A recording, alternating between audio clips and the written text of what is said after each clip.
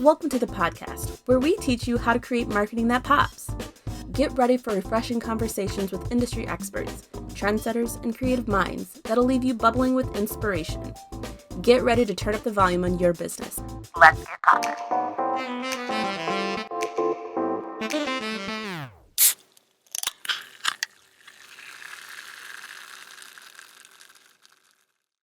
Welcome back to Marketing That Pops. I'm Olivia, and today we are joining with Brittany. Hi. And we're here to talk about all things tips and also to give you guys a little recap on what happened at Inbound. Yeah, I'm still catching up. It's impossible. I know. Basically, I feel like Inbound was just filled with AI. AI, which I'm like, over, right? Like AI, everything, everywhere. But they did come up with some cool stuff, I guess. Yeah. So I feel like it turned marketing on its head of everything you've been doing is wrong, so now do it this way. So that's super fun. I love that as marketers. That's not hard at all. And trying to implement that with our clients in between our meetings 7 hours a day. Yes. So we love a block schedule. Oh, man. So what was your biggest takeaway from Inbound besides AI? Or maybe it is AI.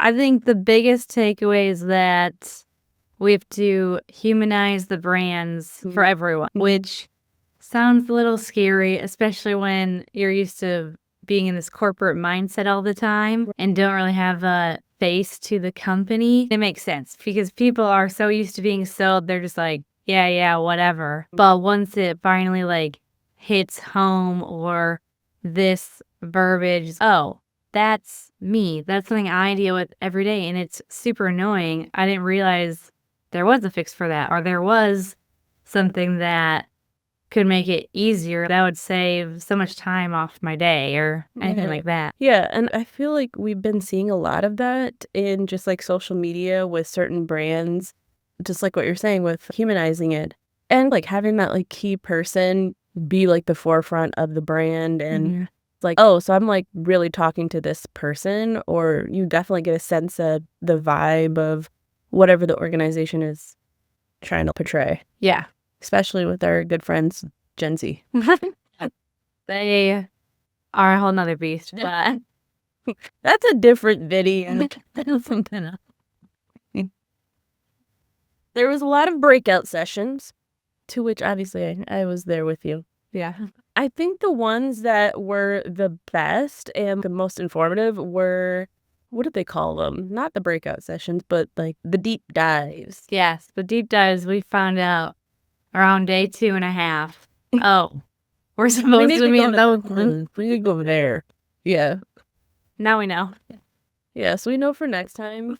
I just felt like those ones were a little bit more in depth and not so surface level, and definitely trying to get into the nitty gritty of tactics you could bring home. Exactly. Like actually things that I can use every day. It didn't feel like they were selling us. It just felt like they were just trying to educate, really. I would say that our favorite one that we went to was the one from PulseSpark. Yep, I would agree with that. I just love the way that they presented their whole presentation.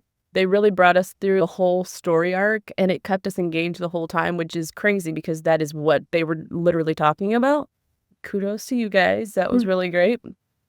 I felt like the one from Webflow was another good one. About the AEO or GEO, whichever you prefer. Yes. Tell us what AEO is, just so they... Oh, yeah. So AEO is AI engine optimization. And you keep seeing a lot of things out there that SEO is dead, which isn't accurate. It's the sister of AEO. There will always be people going to Google, so we do always need to use that avenue. But more people are using ChatGPT or any of the other ones, millions of them, to search for things because they like the results a lot more. So what we need to do as marketers is figure out how can we get listed on the AI chat bots, which really the overall thing was make sure you're answering questions. I think the top tip we got from that one was have your FAQs on your homepage and make sure that you don't have JavaScript on your website, because these LLMs is what they call them. Basically, that just means like ChatGPT, those kind of search There's all engines. these different words. They came up with I'm new like, words a lot, yeah. I'm like writing them down. We can Google this later. I'm like, what is LLM? Right. Everybody's I was saying this. literally going to ChatGPT like, what is this?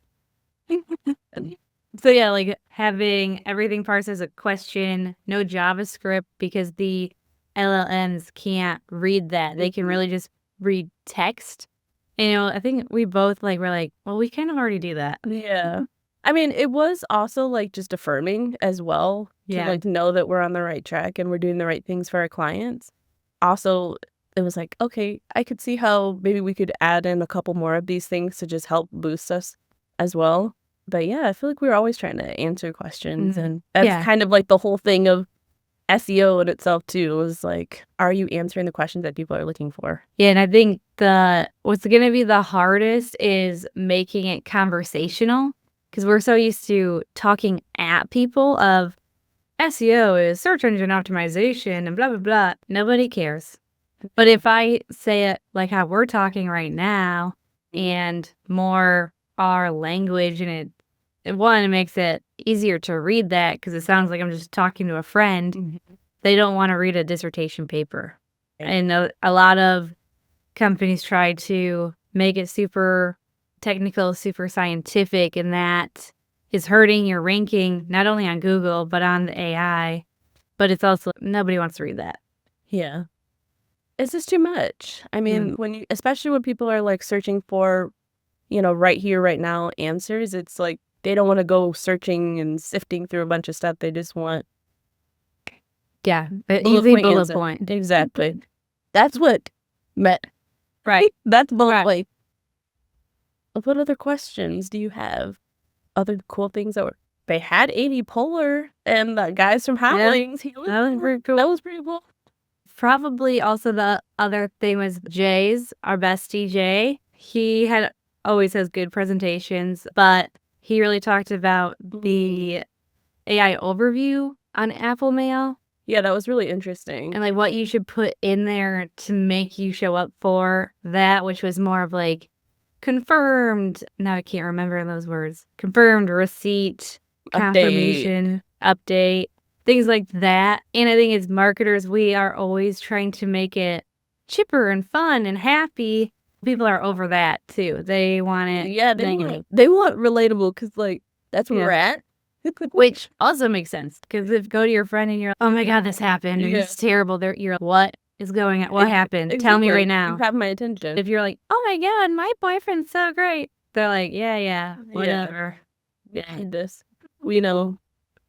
Some other things that I thought were interesting from Jay's presentation, he was talking about using negative emojis. I mentioned that too. They're over the confetti and then the green check mark. Those are dead. And so we need to use more negative keywords. What was one that he gave an example? Even like a crying face. Yeah, like crying face, angry face. For the subject line was more of a, you don't want to read this. Yeah. And you're like, yes, I do. Maybe I do. Actually, I want to click on now this. You got me. I've been testing all lowercase subject lines. And even when it comes to me, I'm like, ooh, what's that? And I'm like, oh, that's from me. Another thing that he mentioned, which I thought was pretty interesting, was not using preview text, because he was giving some examples of how that just shows up. It really does stand out when you're looking at your inbox and you're looking at your probably 70 plus email. That one stands out because there's just the subject line. They told us how we use preview text, then we use it, now they take it away. Yeah. That's marketing. That's marketing. Every day. Every day. Keep you on your toes. Yeah, that's why we love it. I think with the Pull Spark one was bringing emotion into it, it's a spot where I find that frustration every single day. And how can we bring that up to them, show them that we can take that away or ease that? A good example is, instead of saying, increase your revenue by 20%, we'll give you 4 hours back a day. That's Who more doesn't want that? tangible type of thing where I would love 4 hours a day back so I could do this stuff. Of course I would wanna do that. Or just putting that numeric value.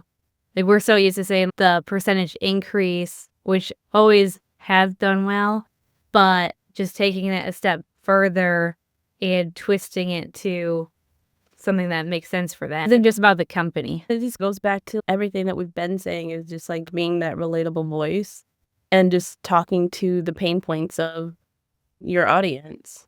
That's what's going to get them every time. That's what I always click on. I'm like, oh yeah, that is me. How did you know? Actually, especially on TikTok when like the algorithm starts algorithming and wow, this is a bit too much. I mean, This is my personality. I've got to stop for a second here. Yeah. You're like, man, they got me. And well, at least it makes me feel like I'm not alone. Right. And there's like others like me, which is exactly what I think most audiences want when they're looking for a service or if they're looking for a product or whatever. That's what people want to feel, is that they're not alone in whatever it is that they're facing. That was Inbound. We had a good time. Me and Brittany are going to be continuing to do more of these like tip videos and just talking about fun things that maybe you should try in your marketing. Keep a lookout for more episodes to come from us. But until then, thanks for listening, and we will catch you on our next episode.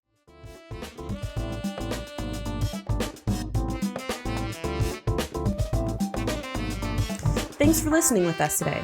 Stay tuned for the latest in web marketing and design from ThrivePop. Want to be a pop star? Head over to thrivepop.com/podcast to join our mailing list for episode notifications, sneak peeks, listener feedback, and more.